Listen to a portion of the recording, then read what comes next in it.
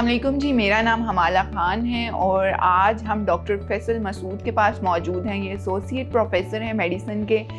ज़ियाबतीस का शिकार लोग फिर जब डायबिटिक की कॉम्प्लिकेशंस की तरफ पहुंच जाते हैं, डिफरेंट तरह की वो रेटिनोपैथी, न्यूरोपैथी या नेफ्रोपैथी का शिकार हो जाते हैं। ऐसी कॉम्प्लिकेशंस आ जाती हैं जिनकी ट्रीटमेंट जो है वो बहुत ज़्यादा ज़रूरी होती है और बहुत सारे पेशेंट्स इस बात से कंसर्न रहते हैं कि अब डॉक्टर साहब इसके बारे में क्या राय देना पसंद करेंगे। तो आज हम उनसे जानते हैं, न्यूरोपैथी के बारे में स्पेसिफिकली बात करेंगे कि क्या होता है, क्या इसकी वजूहात हैं और डॉक्टर फैसल के मुताबिक हम इसको कैसे ट्रीट कर सकते हैं और इसको आगे फ्यूचर लाइफ में कैसे मैनेज किया जा सकता है। तो इसके लिए आज हम बात करेंगे। अस्सलाम वालेकुम।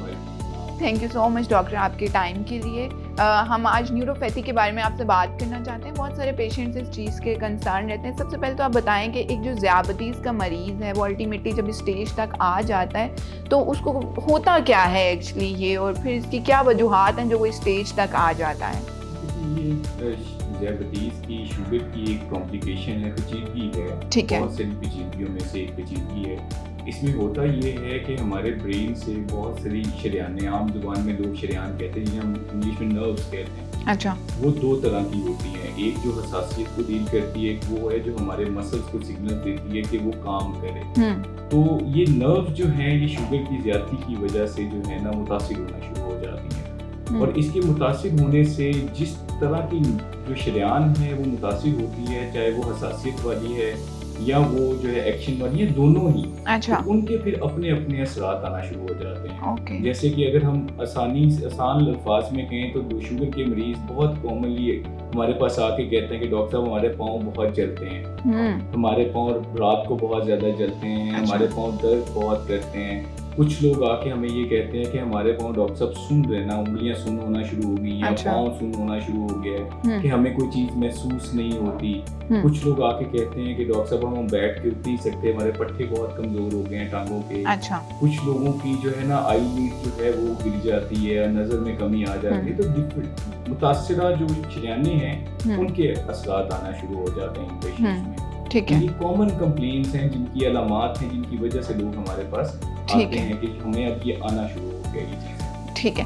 अच्छा, इसमें क्या वजूहात हैं कि शुगर का लेवल बहुत ज़्यादा हो रहा होता है, सिर्फ इसकी वजह से, या कोई परहेज़ भी ऐसा नहीं कर रहे होते जिसकी वजह से कॉम्प्लिकेशंस डेवलप हो जाते हैं? बुनियादी वजह तो शुगर ही है ना। ठीक है। अब वो शुगर जो है वो जब कंट्रोल नहीं होगी, जब आपके उसका कंट्रोल खत्म हो जाएगा, उसकी कोई भी वजह हो सकती है। वो उसका खाना पीना भी हो सकता है, उसका लाइफस्टाइल भी सीडेंटरी लाइफस्टाइल है, बैठे रहेगा, एक्टिविटी कोई नहीं है। अच्छा। दवाइयाँ सही तरीके से नहीं ले रहा, एक दवाई को रेगुलरली मतलब आप जो एडवाइस है वो भी नहीं ले रहा। अच्छा। ठीक है, उसे मिस कर जाता है। खाने में जो है ना ऐसी चीज़ों की ज्यादती जो कि शुगर को बढ़ाती है, वो सब काम करेगा तो अल्टीमेटली यही होगा कि वो पेचीदगियां डेवलप करेगा।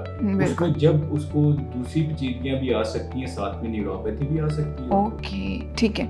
अच्छा, न्यूरोपैथी के साथ साथ क्योंकि अब एक पेशेंट आपके पास आ गया है और वो न्यूरोपैथी लेकर आया आपके पास, तो फिर आपके लिए आप उसको क्या जनरल गाइडलाइन सजेस्ट करते हैं कि अब आपको इसको किस तरह से मैनेज करना है? देखिए, सबसे पहले तो इसमें लोगों को ये पता होना बहुत ज़रूरी है कि उन्हें तकलीफ क्या है और उसकी वजह क्या है। बिल्कुल। सबसे पहले तो उन्हें एजुकेट करना बहुत ज़रूरी है। देखें कि ये जो चीज़ जिस तकलीफ में आप मुब्तला हैं ये असल में आपकी मेन बीमारी की वजह से है, जो कि शुगर है। ठीक है। अगर आप इसको इसी तरह कंट्रोल नहीं करेंगे तो ये चीज़ कभी भी बेहतर नहीं हो सकती। दूसरा, लोग ये ज़हन बना के आपके पास आते हैं कि हम डॉक्टर साहब के पास जाएंगे तो वो ये सब कुछ खत्म कर देंगे। बिल्कुल। तो उनको ये बताना बड़ा ज़रूरी है कि ये जो एक दफ़ा जब ये पेचीदगियां शुगर की आना शुरू हो जाती हैं, अच्छा, ये कभी भी जीरो पे वापस नहीं जा सकती। आप इन्हें ख़त्म नहीं कर सकते जड़ से, आप इन्हें बेहतर कर सकते हैं। अच्छा। जो आपकी अलामात को इम्प्रूव कर दे, आपको तकलीफ से निकाले। अच्छा। दूसरा, आप इसे बढ़ने से रोक सकते हैं कि ये इससे ज़्यादा मजीद ख़राब ना हो कि जो आपकी ज़िंदगी को बहुत ज़्यादा मुतासिर करते हैं। अच्छा। तो इसमें जो सबसे पहली ज़रूरत ये समझाने की है कि इसको क्या करना चाहिए। ये है कि सबसे पहले जिस वजह से वो चीज़ आ रही है आपके अंदर, उसको ठीक करना। शुगर, ठीक है। अब उस शुगर की क्या वजह है कि वो खराब क्यों है? क्या वो खाना पीना ठीक नहीं कर रहा? क्या वो अपनी दवाई प्रॉपर नहीं ले रहा? क्या वो एक्सरसाइज नहीं कर रहा? उस चीज को एक तो हमें उनकी हिस्ट्री लेके उनसे बात करके जज करना होता है और उस हवाले से उन्हें गाइड करना होता है, बताना होता है कि क्या बेहतर करें। हाँ। जब तक शुगर ठीक नहीं होगी ये चीजें बेहतर नहीं होगी। ठीक है। फिर दूसरा ये होता है कि हम उन्हें ये गाइड करते हैं कि कुछ मेडिसिन एडवाइस करते हैं जो उन्हें एटलीस्ट थोड़ा सा कंफर्ट डेवलप करती हैं तब तक जब तक कि वो अपनी चीज़ों को, अपनी शुगर को बेहतर नहीं कर लेते। ठीक है। ये जो सबसे जरूरी काम, ये 2 पॉइंट्स हैं जो उनको पता होने चाहिए कि जितनी मर्जी वो दवाई खाएं, अगर वो शुगर ठीक नहीं करेंगे, जो वजह बन रही है उसकी वजह को ठीक नहीं करेंगे, तब ये ठीक नहीं होगा और ये बढ़ता ही चला जाएगा। ठीक है। अच्छा, इसमें एक लास्ट क्वेश्चन जो हम ऐड करते थे, इसमें कोई ऐसी डाइटरी गाइडलाइंस हैं जो आप चाहते हैं कि एक न्यूरोपैथी का पेशेंट स्पेसिफिकली फॉलो करे, या फिर मेडिकेशंस और प्रिवेंशन ही है इसकी? देखिए, इसमें तो डाइटरी गाइडलाइंस नॉर्मली, जिसमें हमने पहले डिस्कस किया, जो मेजर वजह है वो तो शुगर है। हाँ। तो सबसे पहले तो उसे अपनी शुगर के रिलेटेड, जो शुगर के लिए हम डाइट गाइड करते हैं पेशेंट को, उस पे सबसे ज्यादा फोकस करना चाहिए, instead of looking for some specific कोई खास खुराक उनको ढूंढ रहे हो। उससे बहुत बेहतर है जो मेन काम है वो ही कर लें, तो बहुत हेल्प है। ठीक है। उसके अलावा बेसिकली डाइट में अगर वो कोई चीज इंप्रूव करना चाहते हैं, जैसे B12, जिन डाइट्स में जो वेजिटेबल्स वगैरह में B12 होता है, जो आपके नर्व को थोड़ा स्ट्रेंथन करने में हेल्प करता है, फॉलिक एसिड जिनमें थोड़ा होता है, उनको अगर थोड़ा इनहेंस करना चाहेंगे तो वो बेहतर तरीके से कर सकते हैं। Otherwise there is no specific diet for it. Okay.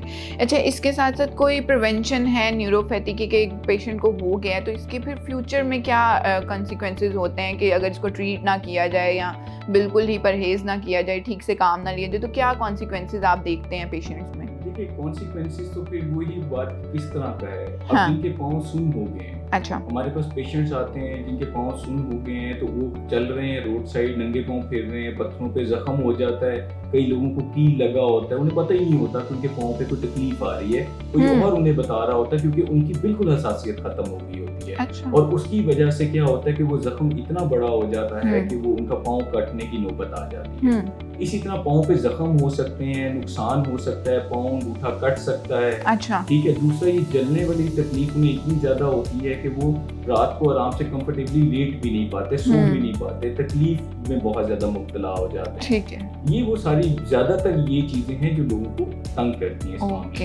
Okay. यानी कि बहुत डेडली किस्म के कॉन्सिक्वेंसेज आप इसका बता रहे हैं। Thank you so much doctor साहब, आपने इतनी हेल्दी किस्म की इन्फॉर्मेशन प्रोवाइड की कि न्यूरोपैथी के जो पेशेंट्स हैं उनके लिए बहुत ज़्यादा ज़रूरी है कि वो परहेज़ का ख्याल रखें। Thank you so much. Doctor Faisal Masood से आज हमारी बात हुई। जो न्यूरोपैथी के पेशेंट्स हैं वो परहेज़ का बहुत ज़्यादा ख्याल रखें, वरना इसके बहुत सारे डेडली कॉन्सिक्वेंसेज हैं जो आपको फेस करने पड़ सकते हैं। इसलिए अपने डॉक्टर से ज़रूर कंसल्ट करें अपने ब्लड शुगर लेवल के अकॉर्डिंगली। और हम इस वीडियो को यहीं पर एंड करते हैं। उम्मीद है आपको पसंद आई होगी। ये मैसेज मुफाद आमा के लिए CCL फार्मास्यूटिकल्स की जानिब से पेश किया गया है।